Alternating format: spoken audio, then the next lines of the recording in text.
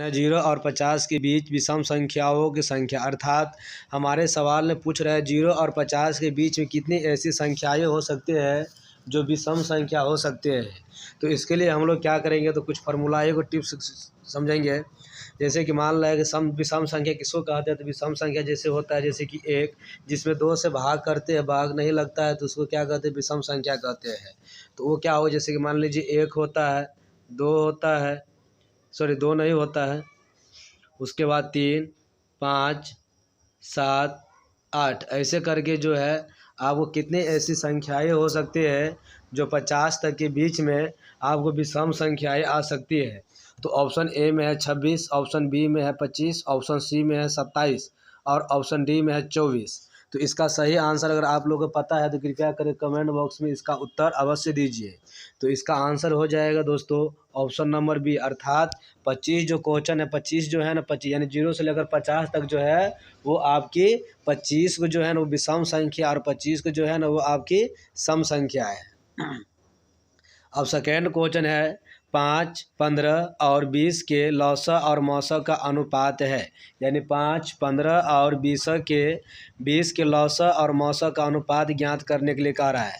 तो हम इसको पढ़ेंगे किस प्रकार से बनाएंगे। जैसे मान लीजिए आपको कह रहा है कि 5, तो उसके लिए क्या करना होगा हमको, 5, 10, 15, 5, 10, 15 और 20 का सबसे पहले क्या करेंगे, यहाँ पे हम इसको 5, 10 और 15 इसमें क्या करना है, इसका मौसा और लौसा एक ही तरीक़ा से हम लोग कैसे निकाल सकते हैं। तो हमको ऐसे याद करना, मतलब ध्यान रखना होगा, ये 5 है और 10 है और 15 है, सॉरी 15 नहीं होगा इसका, ये हो जाएगा आपका 5, 10, 20। तो इसके लिए हमें क्या करना होगा, सॉरी फिर से गलती हो गया, 5, 15 और 20 इन प्रकार से हमारे पास क्या है, 3 संख्याएं हैं। इन्हीं 3 संख्या का लौसा भी निकालना है और मौसा भी निकालना है। तो हम लोग पहले जानेंगे इसका मौसा निकालते हैं। मौसा निकालने के लिए पहले क्या करना होगा, तो पहले ये करना होगा कि आपको 5 में, 15 में और 20 में, ये तीनों संख्या में ऐसी संख्याओं को खोजना होगा जो तीनों में क्या हो, विभाज्य, ऐसी संख्या से आप इसमें भाग लगाइए जो तीनों से कट जाए, तीनों में कट जाए। तो ऐसी कौन संख्या होगा, तो 5 जो है ना, सब में जो हो सकता है 5 आपको सभी संख्या में कट जाएगा। तो 5 से हम लोग भाग करेंगे तो क्या हो जाएगा, 5 चौके 5 और ये हो गया क्या, 5 या 15 और ये हो जाएगा 5 चौका 20। इस प्रकार से हमारा जो मौसा हो जाएगा जो सभी को काटता है वो क्या है, 5 है। तो हमारा जो मौसा हो जाएगा वो मौसा कितना हो जाएगा, आपका मौसा हो जाएगा 5। तो मौसा बराबर 5 हो गया। और इसके बाद लौसा निकालना है, तो लौसा इससे आगे करेंगे तो देखेंगे हमारे पास कोई एलसीएम यानी किसी से डिवाइड होने वाला नहीं है। तो नहीं होने वाला, तब क्या करेंगे, हम दोनों को तीनों को गुना कर लेंगे, यानी 4 को, 3 को और 5 को, सभी को जब गुना कर लेंगे तब जाकर कितना हो जाएगा, ये हो जाएगा लौसा, इसका हो जाएगा 60। लौसा हो जाएगा कितना, तो लौसा हो जाएगा 60। अब कह रहा है इसका हमें पूछ रहा है अनुपात। तो अनुपात के लिए क्या करना होगा, अनुपात के लिए करना होगा, अनुपात के लिए करना होगा, पहले पूछ रहा है लौसा और मौसा का अनुपात पूछ रहा है। तो लौसा का मान कितना हो गया, तो लौसा का मान जो हो गया ना वो हो गया 60 और मौसा कितना हो गया 5। तब इसको क्या करेंगे, हम भाग कर दो, 12 पंचे कितना हो गया 60। तो इसका जो अनुपात बनाएंगे तो अनुपात हो जाएगा आपको 12 अनुपात 5 हो जाएगा इसका अनुपात। तो इसका ऑप्शन क्या हो जाएगा, तो ऑप्शन जो है ना वो, सॉरी 12 अनुपात 1 होगा, 12 अनुपात 1 होगा, इसका 1 होगा, ये 5 का 5 रहा और ये हो गया 12 पंचे 60 हुआ, कट गया। तब इसका जो अनुपात होगा हो जाएगा 12 अनुपात 1, यानी ऑप्शन नंबर इसका जो है वो क्या हो जाएगा, ऑप्शन नंबर इसका डी जो होगा वो सही होगा। ऑप्शन नंबर डी इसका क्या होगा, तो सही होगा। अब जो हम लोग आगे चलेंगे तो आगे के लिए हो जाएगा आपका क्वेश्चन कह रहा है कि निम्न में कौन अपरिमेय संख्या है। तो हम लोग अपरिमेय संख्या किसको बोलते हैं, जिसका जो वर्गमूल नहीं होता है पूरा पूरा, उसको क्या बोलते हैं, सॉरी निम्न में कौन अपरिमेय संख्या नहीं है। तो अपरिमेय संख्या नहीं है इसका मतलब कह रहा है कि परिमेय संख्या है। तो हम लोग यहाँ पर जानेंगे बारीकी। जैसे मान लीजिए क्या होता है कि परिमेय और अपरिमेय पूछता है, रूट में दिया गया है, सबसे पहले क्या करेंगे, रूट का हम लोग वर्गमूल करेंगे। अगर वर्गमूल पूरा पूरा होता है तो समझेंगे क्या है, परिमेय संख्या। अगर नहीं होता है तो क्या हो जाएगा, ये अपरिमेय संख्या है।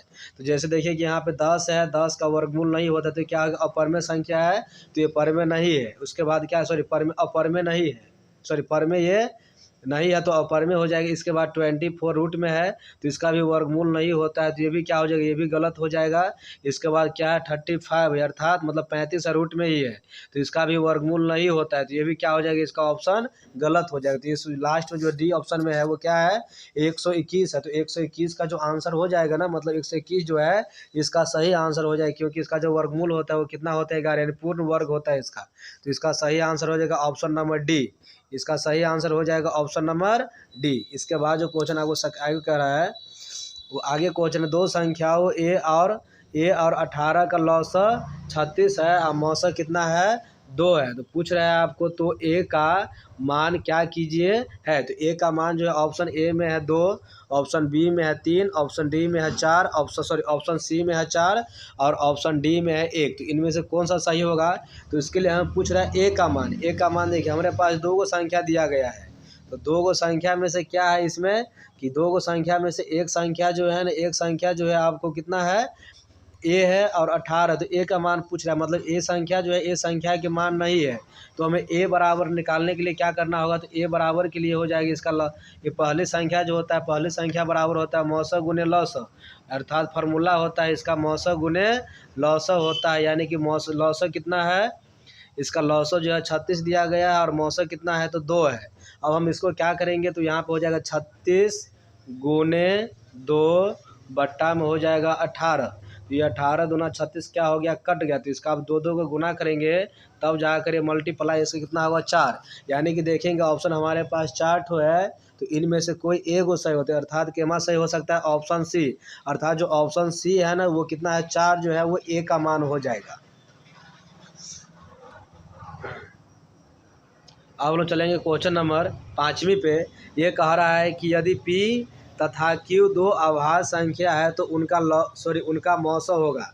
तो इनका जो मौसक होगा ना, तो इनका जो P और Q जो है दोनों अभाज्य संख्या, तो अभाज्य संख्या जो शुरू होता है उसका वो कहाँ शुरू होता है 2 से शुरू होता है, यानी कि अभाज्य संख्या किसको बोलते हैं, जिसमें एक से या स्वयं से भाग लगे उसको क्या कहा जाता है, अभाज्य संख्या कहते हैं।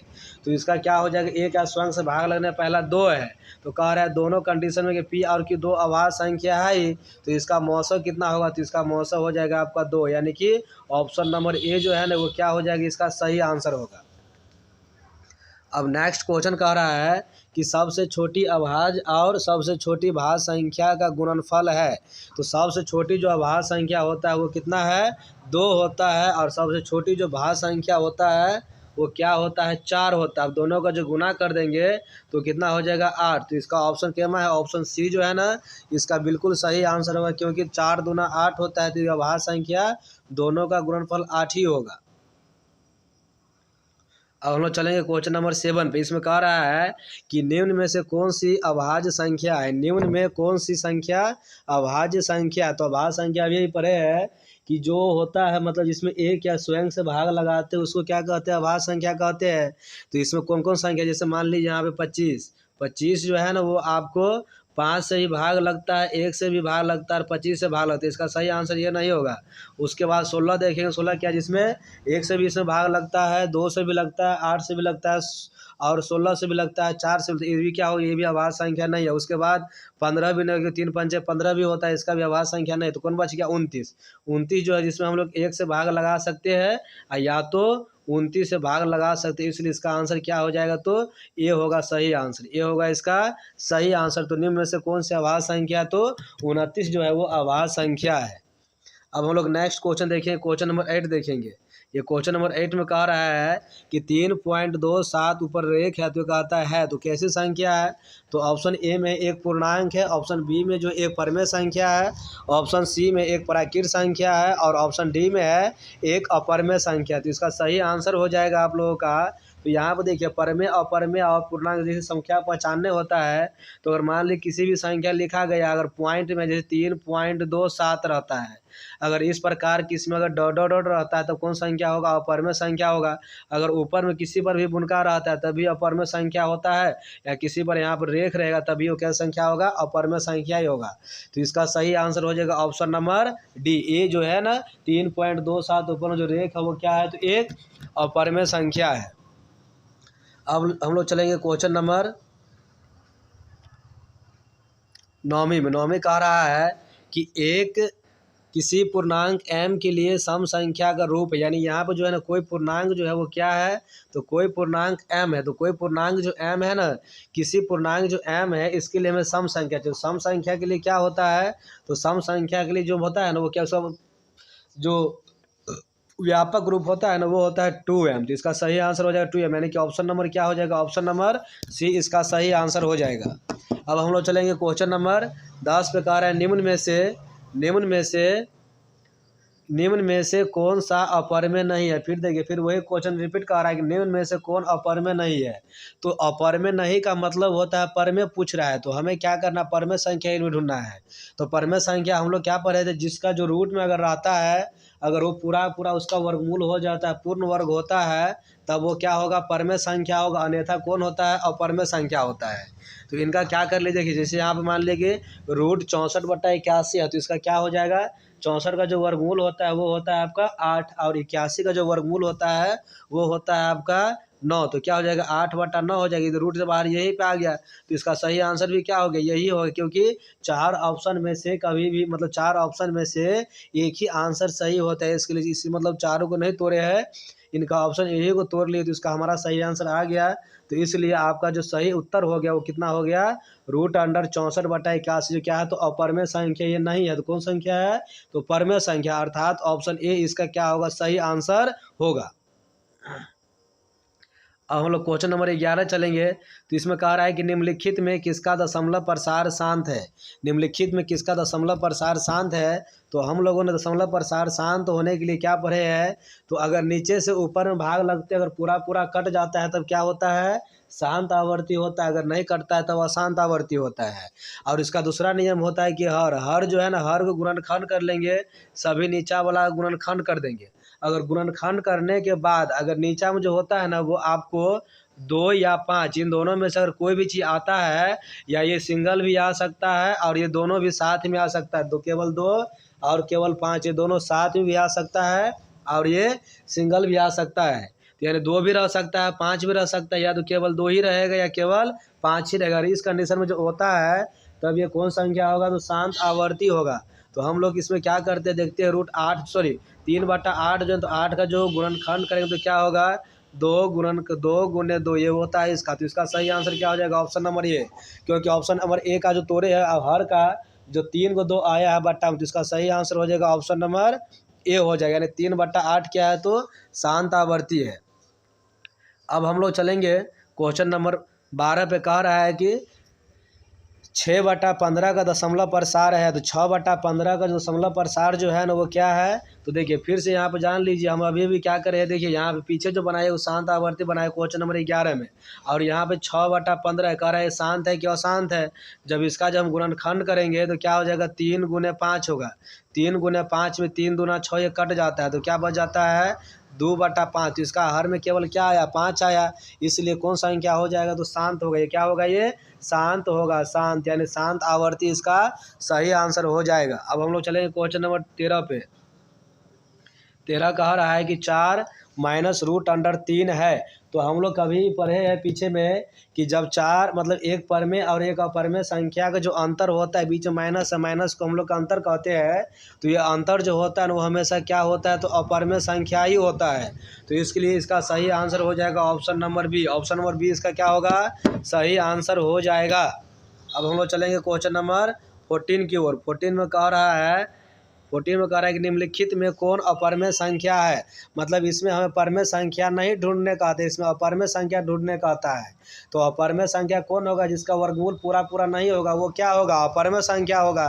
तो यहाँ पे चलिए ऑप्शन ए में √36/64। तो 36/64 का जो वर्गमूल होता है वो क्या होता है, 6/8 होता है। इसका जो होगा वो क्या होगा, 6/8 हो जाएगा। तो ये क्या है, परमेय संख्या, अपरमेय संख्या नहीं, तो इसका ऑप्शन ए गलत हो जाएगा। उसके बाद बी में है √1/81, इसका भी जो वर्गमूल करेंगे तो 1 क्या हो जाएगा, 9। तो ये भी परमेय संख्या, ये भी गलत हो जाएगा। उसके बाद √3, 3/5 है, इनका वर्गमूल नहीं होता है। तो इसका ऑप्शन नंबर सी क्या हो जाएगा, बिल्कुल सही हो जाएगा। √3/5 ये क्या है, तो अपरमेय संख्या है। अब हम लोग चलेंगे क्वेश्चन नंबर 15 की ओर। 15 में कह रहा है निम्नलिखित में से कौन सी संख्या अभाज्य है? तो अभाज्य वाला पीछे ही पढ़े थे। तो इसका मतलब हो गया जिस संख्या को ढूंढना है जिसमें 1 से भाग लगता है या स्वयं से भाग लगता है उसको क्या कहते हैं? अभाज्य संख्या कहते हैं। 6, 9, 15, 11 इनमें से कौन हो सकता है? तो इनका जो सही आंसर हो जाएगा वो ऑप्शन नंबर आपका डी हो जाएगा। डी जो है ना 11, 11 में 1 से भाग लगाओ या तो 11 से भाग लगाओ, तो ये क्या हो जाएगा? परमेय संख्या, यानी कि डी जो है इसका ऑप्शन नंबर सही हो जाएगा। इसके बाद क्वेश्चन 16 में कहता है दो परमेय संख्याओं के बीच कितने परमेय संख्या हो सकती है? तो इसका आंसर ऑप्शन ए में है 1, बी में है 2 और सी में है 3 और डी में है अनंत। तो इसका सही आंसर हो जाएगा ऑप्शन नंबर डी, क्योंकि दो परमेय संख्या जो होते हैं ना उनके बीच में बहुत सारे ऐसी संख्याएं हैं जो परमेय है, तो क्या हो जाएगा? अनंत होगा। अर्थात ऑप्शन क्या हो जाएगा? ऑप्शन इसका डी जो होगा वो सही आंसर हो जाएगा।